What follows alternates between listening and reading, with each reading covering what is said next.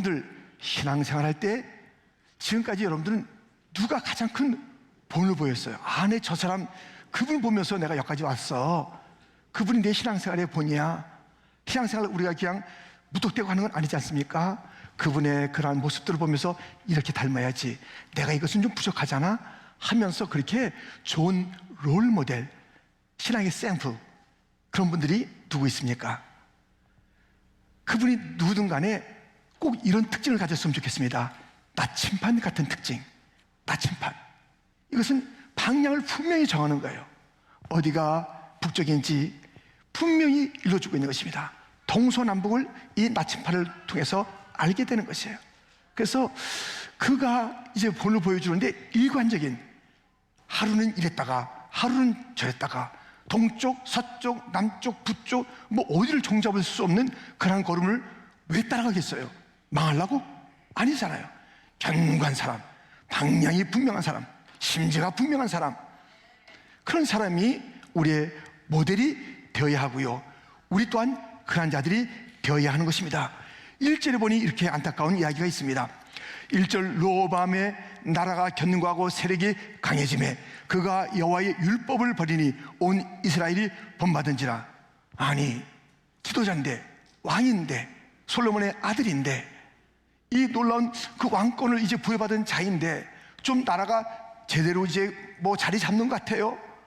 그러니까 자기 세력이 또 커지는 것 같아요. 그러니까 먼저 한 게 있습니다. 에이구, 내 힘도 세지고 나라도 안정됐어 하니까 이제 하면서 버린 게 율법이에요. 말씀이에요. 그랬더니 아니, 왕이 저러는데, 지도자가 저러는데 뭐 우리는 어떡하라고 하면서 그 길을 가는 거예요. 어떤 길? 말씀을 버리는 그 길로 가는 것입니다. 이것이 주님의 마음의 아픔이에요. 말씀을 버리는 것, 주님을 버리는 것 아니겠어요? 그래서 오늘 본문에 계속 보면 주님의 그 마음의 아픔이 있어서 그들을 심판하시고 책망하시는 그러한 그 말씀들이 계속 차 있습니다. 2절부터 보면 그들이 여호와께 범죄하였으므로 로밤 왕 제5년에 애굽 왕 시삭이 예루살렘을 치러 올라오니. 5절은 같이 읽겠습니다. 여호와께서 이같이 말씀하시를 너희가 나를 버렸으므로 나도 너희를 버려 시삭의 손에 넘겨놓으라 하셨다 한지라. 애굽의 왕 시삭을 통해서 하나님은 심판하시는 거예요. 하나님의 심판과 책망은요, 여러 그 상황과 또 사람, 이런 것을 통해서 하시는 거예요. 그래서 모든 것 하나도 우리가 예민하게 바라보지 않고 무덤덤하게 바라봐서는 안 되는 것이에요. 이 모든 것 속에는 하나님께서, 아니 머리털 하나도, 아니 참새 한 마리도 하나님의 계획과 하나님의 뜻 가운데서 다 그 모든 것이 떨어지기도 하고 다 이루어지기도 한다고 그러면은 여러 가지 일들을 바라보면서 무심하게 그러려니 하는 것이 아니라 도대체 주님께서 이것을 통해서 무슨 말씀을 하고 싶으신 건가? 주님의 뜻은 무엇인가? 지금 애굽왕 시삭에 의해서 또 그 많은 그런 그 무기와 또는 그런 많은 사람들을 통해서 이제 이스라엘 백성들이 심판받는 거예요. 너희가 나를 버렸으니 나도 너희를 버린다, 이렇게 이야기하는 장면을 우리는 보게 됩니다. 여러분들, 말씀을 버리는 것 너무 무서운 일입니다. 주님을 버리는 일이고 심판받는 것입니다. 그러니 오늘도 권사님 기도하시면서 우리 교회가 이제 말씀을 잘 가르치고 또 그렇게 배워가는 아이들로 가득한 그런 교회가 되기를 원하면서, 우리도 그렇지 않아요? 그래서 우리가 지난 수요일 날 무엇을 했냐면요, 성경 암송 대회를 했는데 우리가 사순절 때 외웠던 말씀, 그리고 어와나라는 그런 우리 아이들 프로그램이 성경 암송 프로그램인데요, 그것을 통해서 아이들이 말씀을 잘 암송한 그 일들을 우리가 함께, 뿐만 아니라 중국어로, 영어로, 한국어로 우리 아이들부터 청년, 장년, 아주 80 훨씬 넘은 그런 그 권사님이 이르기까지 암송대한 것을 아마 참여했던가 영상으로 보셨던 분들이 있어요. 그래서 그 장면을 다 보면은 한참 가니까요, 아이들 암송한 부분만 짧게 보겠습니다. 찬양 준비.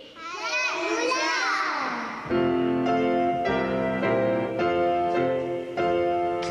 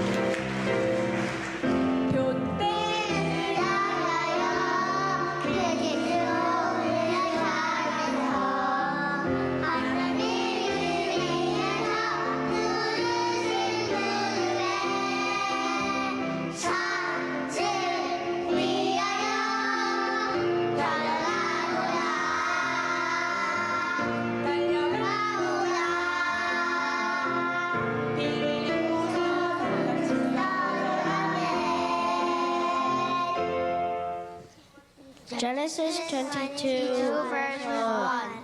After these things, God had sent Abraham and said to him, Abraham, and he said, Here I am.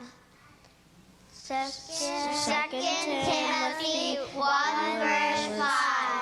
I am reminded of your sincere faith, a faith that dwelt first in your grandmother Lois and your mother Eunice, and now I am sure it dwells in you as well.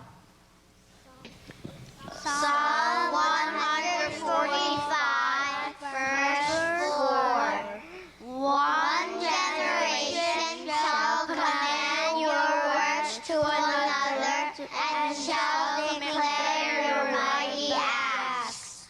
Psalm 36, 5. Lord, your faithful love.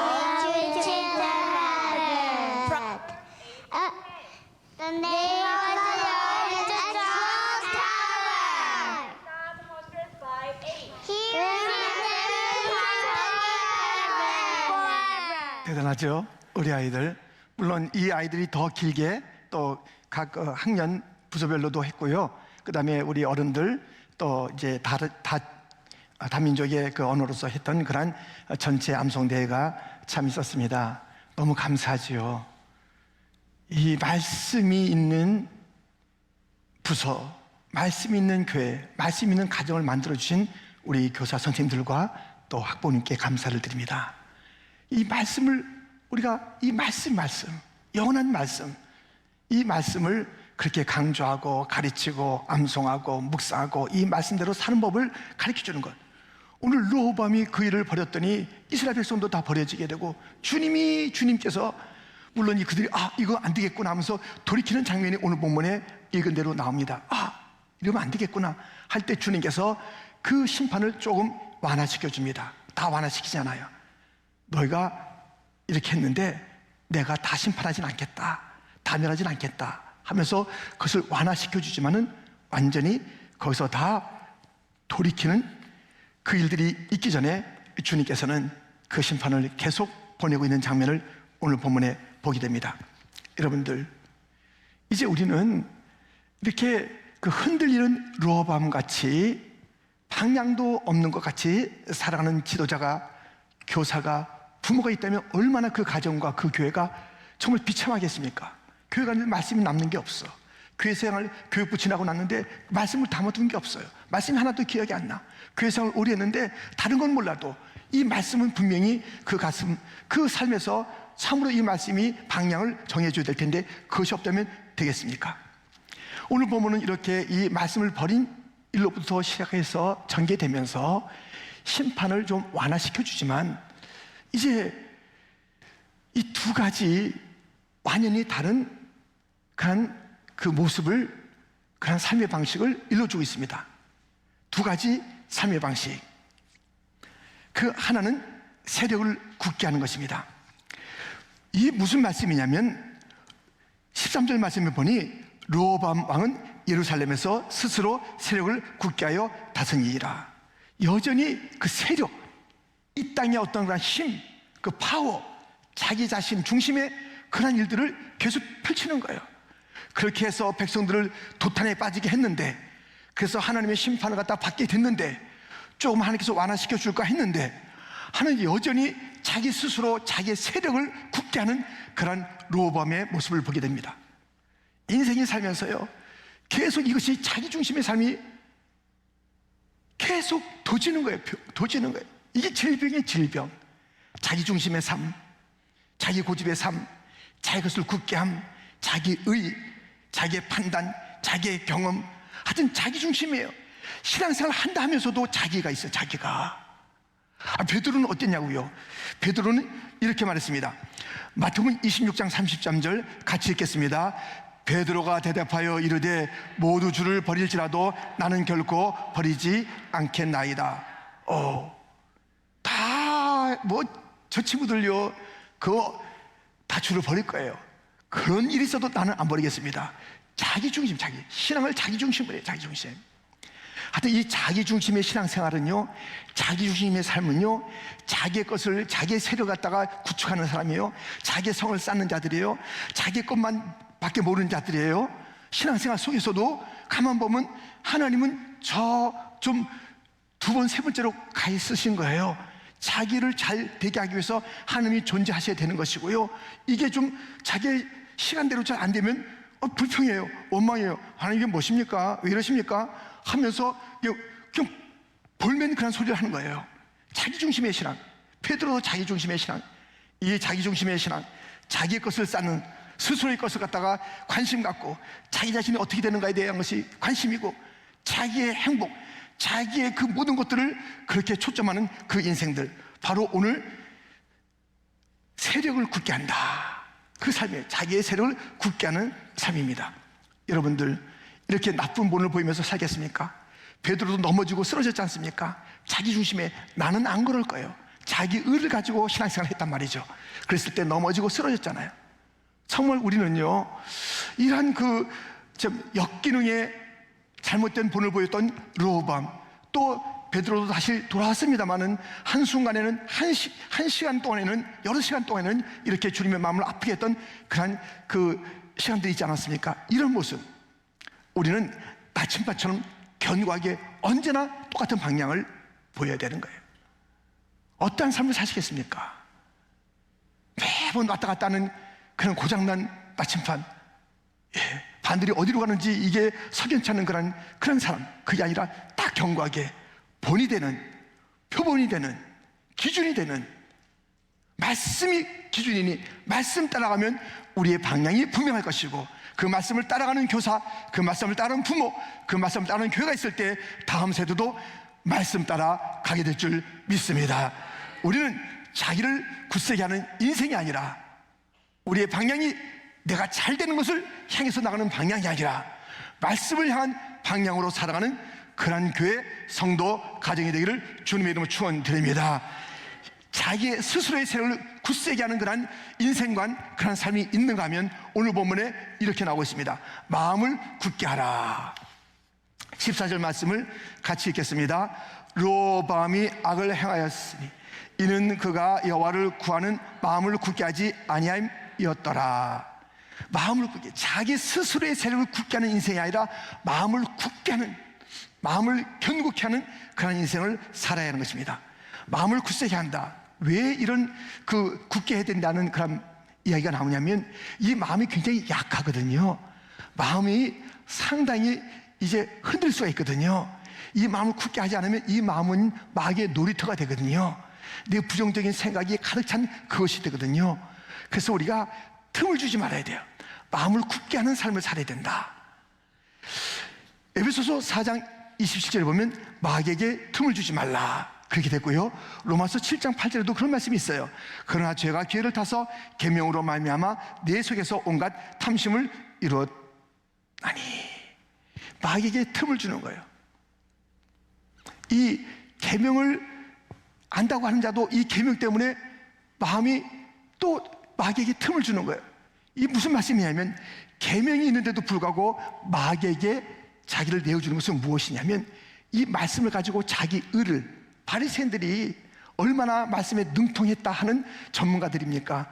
그럼에도 불구하고 그 속에는 교만이 가득 차 있어서 말씀이 진정으로 우리에게 가르치는 하나님을 사랑하고 하나님을 경외하고 이웃을 사랑하고 정말 그런 것이냐, 우리 정말 강도 만난 추구하는 그런 자에게 제사장도 지나가요, 레위도 지나가요.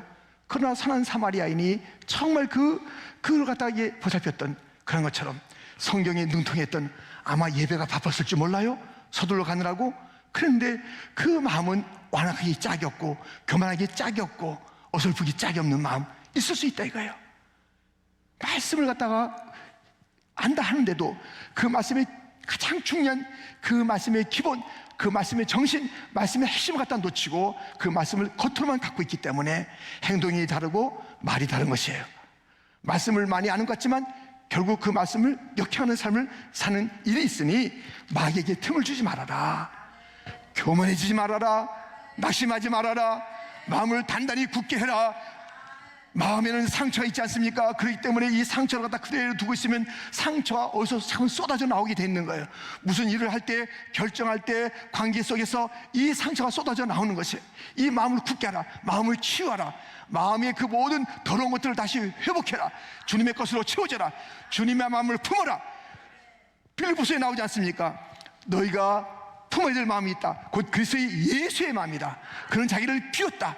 자기를 비우면서 하나님 아버지의 뜻을 채우는 그 마음으로 우리가 닮아가야 된다는 그 방향을 정해주지 않았습니까? 여러분들이요, 우리의 마음이 지금 어떤 마음입니까? 주님의 마음입니까? 주님께서 보고 있는 그 방향을 나도 주님의 마음을 품고 보고 있습니까?